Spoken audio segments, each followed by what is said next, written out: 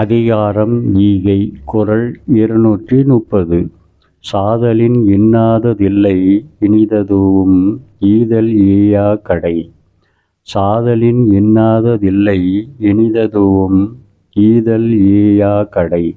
இக்குறளின் விளக்கம்: வாழ்வின் முடிவாகிய சாவு என்பதை காட்டிலும் துன்பகரமானது வேறில்லை.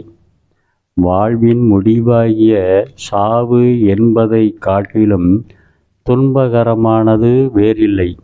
ஆனால் வறுமையால் வாடுவோருக்கு கொடுக்க இயலாத நிலை வருமானால் அதைவிட சாவதே இனிமையானது.